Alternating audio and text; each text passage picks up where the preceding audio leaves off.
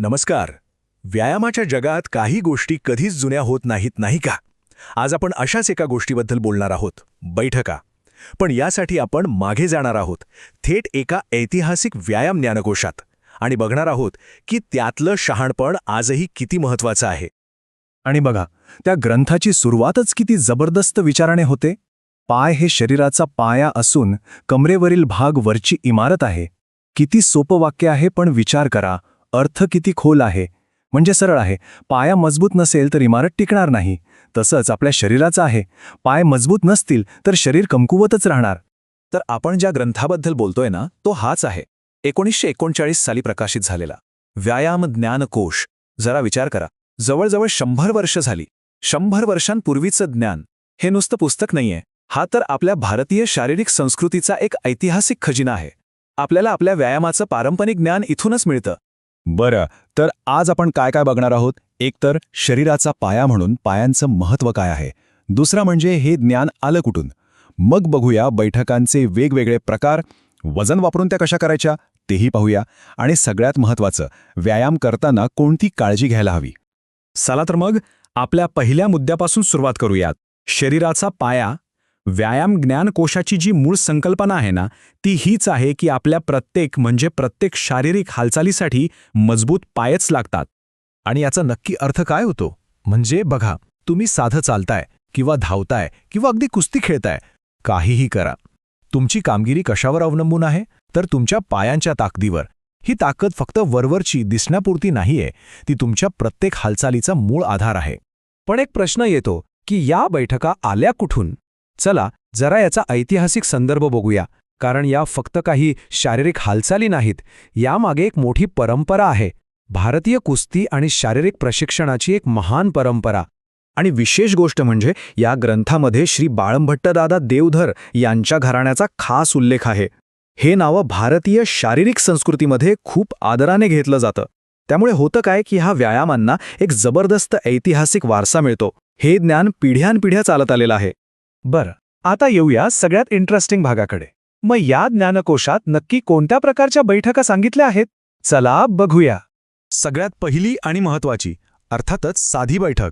हा सगळ्या बैठकांचा बेस आहे, पाया आहे. आणि सुरुवात नेहमी इथूनच करायला हवी. आता थोडं पुढे जाऊया, काहीतरी चॅलेंजिंग बघूया. ही आहे उड्डाणाची बैठक.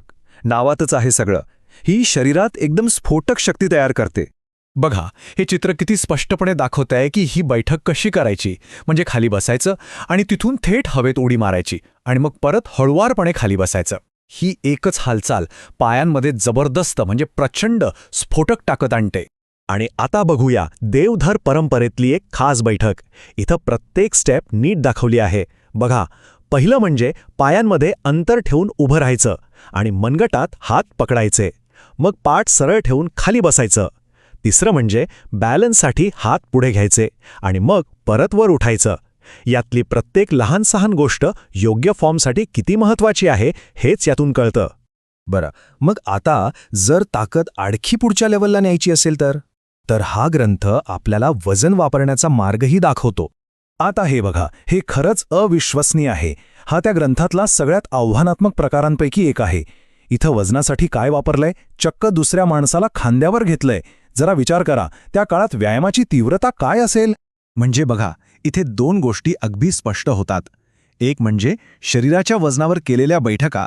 ह्या तुमच्यातली सहनशक्ती वाढवतात आणि तुमचं तंत्र सुधारतात. आणि दुसरीकडे वजन घेऊन केलेल्या बैठका या थेट स्नायूंची ताकद वाढवतात. पण एक खूप महत्त्वाचा सल्ला त्या ग्रंथात दिला आहे, तो म्हणजे जास्त वजनाचा मोह टाळा. तुमचं तंत्र जास्त महत्त्वाचं आहे, वजन नाही. आता कोणताही व्यायाम असो, तो तेव्हाच फायदेशीर ठरतो जेव्हा तो सुरक्षितपणे केला जातो, बरोबर? चला तर मग बघूया की जवळजवळ 100 वर्षांपूर्वी लिहिलेल्या या ग्रंथात सुरक्षिततेबद्दल काय सल्ला दिलाय, जो आजही तंतोतंत लागू होतो. हे नियम जरा बघा. सुरुवात हळू करा आणि मग हळूहळू संख्या वाढवा. सुरुवातीला त्रास होईल, स्नायू दुखतील, पण निराश होऊ नका. किती बैठका मारता यापेक्षा त्या कशा मारता ते जास्त महत्त्वाचं आहे. आणि सगळ्यात महत्त्वाचं, शरीराचं ऐका. वेदना म्हणजे एक इशारा आहे, थांबा. आणि हो, सातत्य, रोज थोडा सराव, हीच ताकद वाढवण्याची गुरुकिल्ली आहे. किती सोपे आणि मूलभूत नियम आहेत, नाही का? 100 वर्षानंतरही हेच खरं आहे. तर मग या सगळ्यामधून आपण काय शिकलो? आजच्या या आधुनिक जिम्सच्या जमान्यात 100 वर्षांपूर्वीचं हे ज्ञान आपल्याला खऱ्या मूलभूत ताकदीबद्दल काय शिकवतं?